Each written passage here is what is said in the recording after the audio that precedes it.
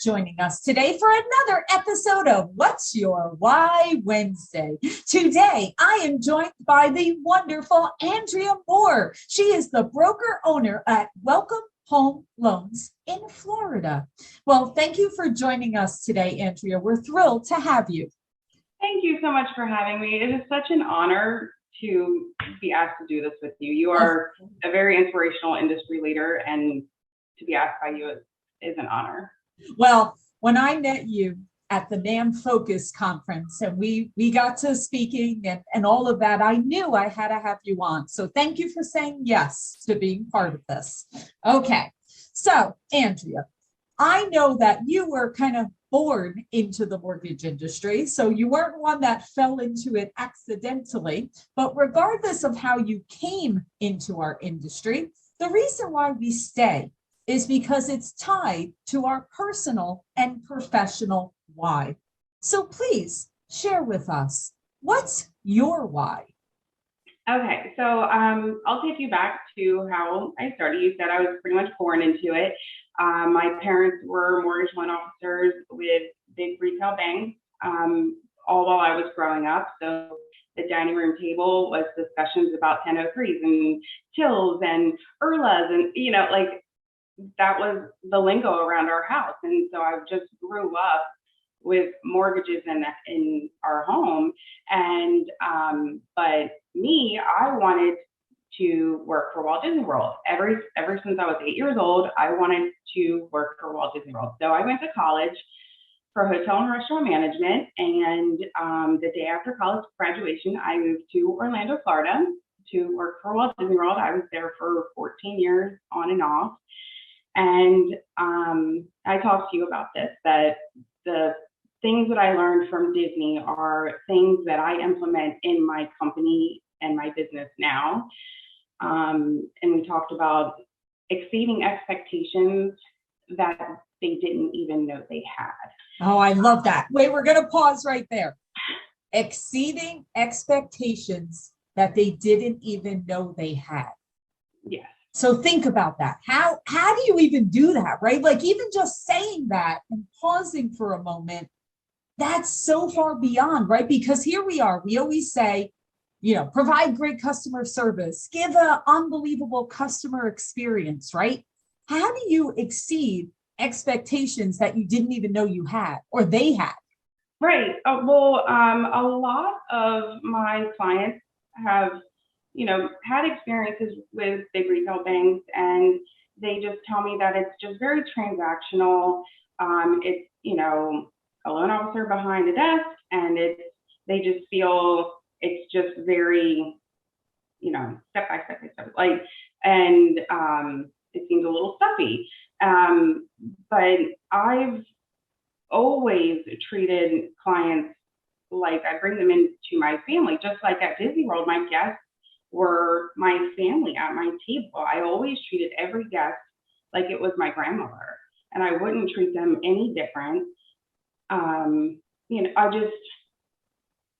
They have an expectation that it's going to be transactional, but my focus is building a relationship with them. And if they, people feel safe telling me their entire story. I know about their divorce. I know about little Jimmy's broken arm, and they tell me their whole story, and I bring that up later in conversations like, oh, how's little Jimmy's broken arm? And I send them like a gift card for movie tickets. Like, here, your application's in underwriting. Go enjoy a night to relax. And they just don't expect those things from someone in banking. You know what I mean?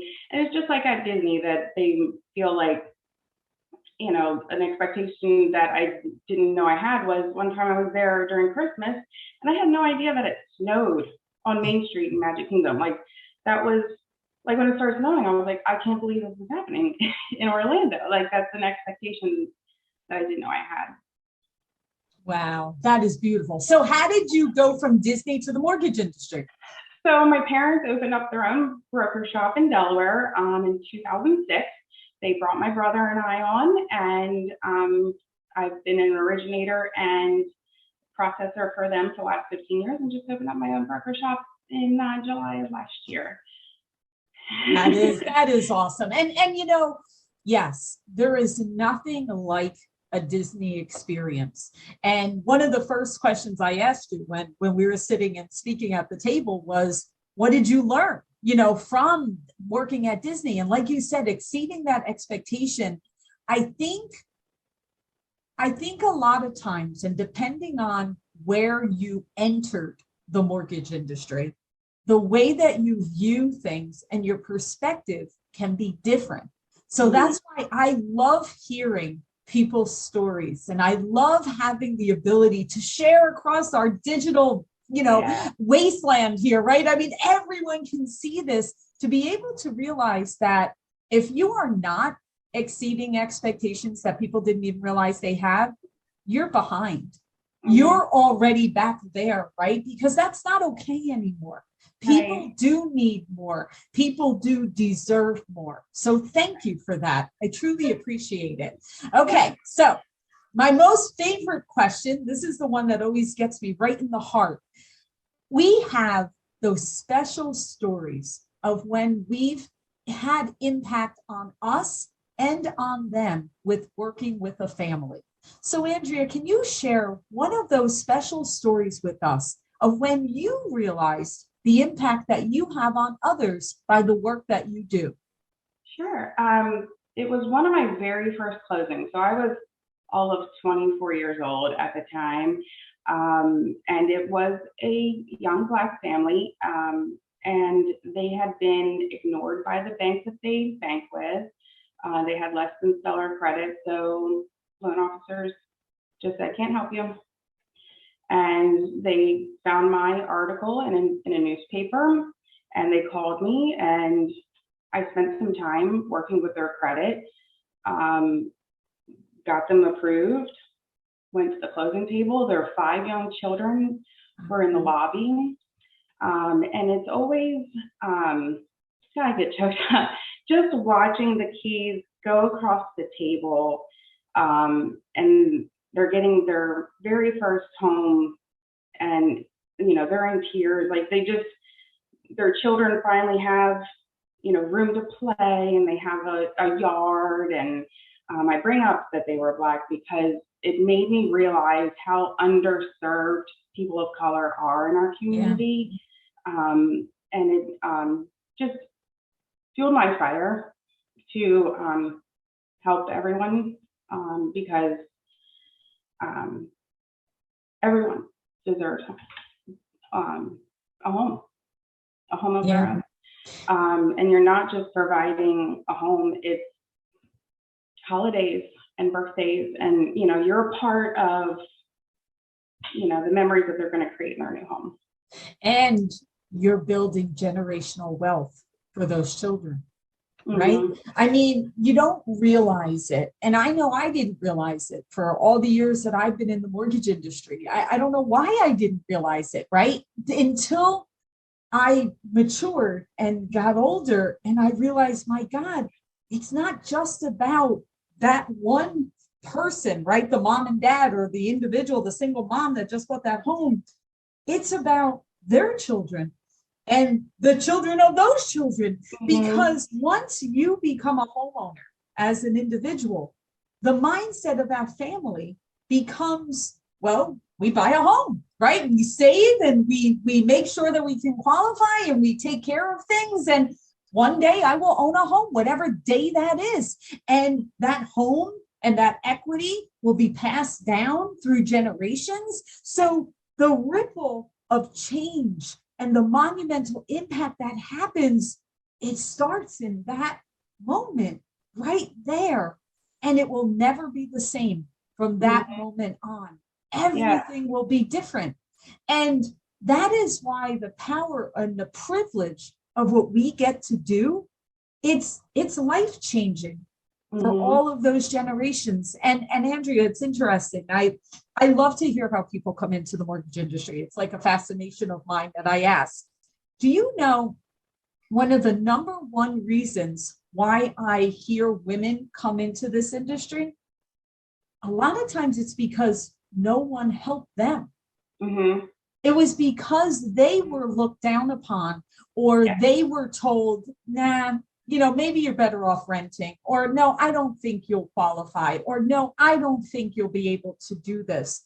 And I've heard so many women actually say, oh no, I'm going to research. Oh no, I'm going to research this. I'm going to figure this out. And then I'm going to get licensed so that I can help others. And that's kind of what happened to you, that when you realize that there's a underserved market out there, and all of us are aware of this, you didn't just say, well, I'm aware of it. You said, no, I'm going to make a difference and an impact, and I'm going to make sure that I dedicate my attention on this. And that's what it takes. That's what it takes. Yeah, I wanted to bring up another thing that my family's company contacted a lot of high schools, and we wanted to just come in and teach high school seniors about credit, because children and young adults are not taught about credit. When the first day of college, when I walked into the student center, it was Bank of America lined up with clipboards on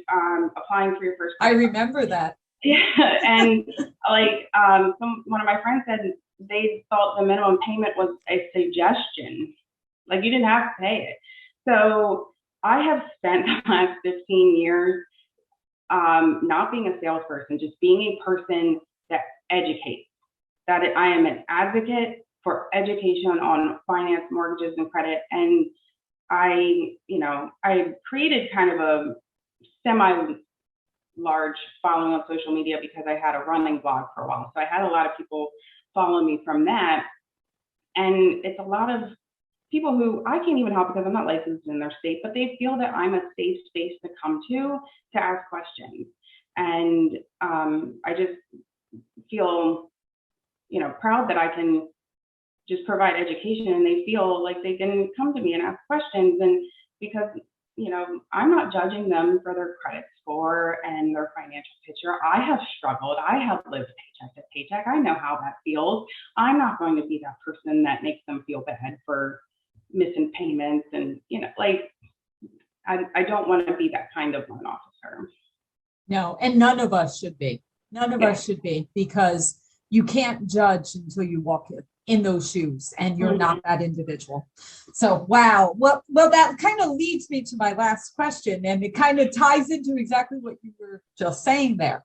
So how do you want to be known in the mortgage industry? And I think I know the answer based on what you just said. And I'm curious, how would you want others to describe you if you were not in the room? What would you want them to say about you? I actually asked people. Oh, I want to hear. Yeah, let's hear.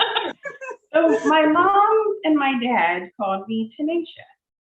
I'm a dog with a bone. If I know something is right and an underwriter is fighting me on something, I am a dog with a bone until it's resolved. And been in the business for so long, you know what will pass and what won't. And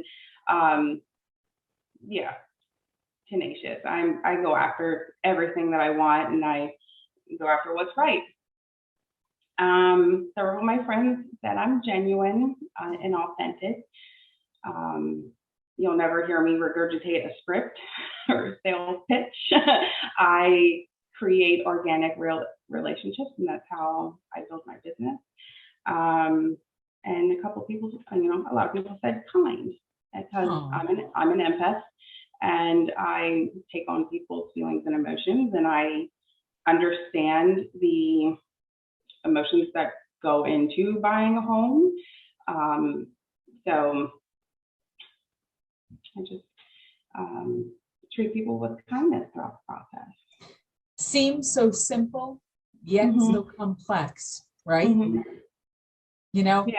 We are truly blessed to be in this industry for multitudes of reasons, but to have someone like you that truly cares about the people you're serving, that you want to educate, you want to advocate, and you want to make sure that they're put in their best position for themselves and their families and futures. That is just wonderful, Andrea. And thank continue to shine brightly out there and affect lots of people and continue to take care of all those people that need that guidance. We thank you for sharing your why. Keep doing what you're doing, and all the best always. Thank you for having me.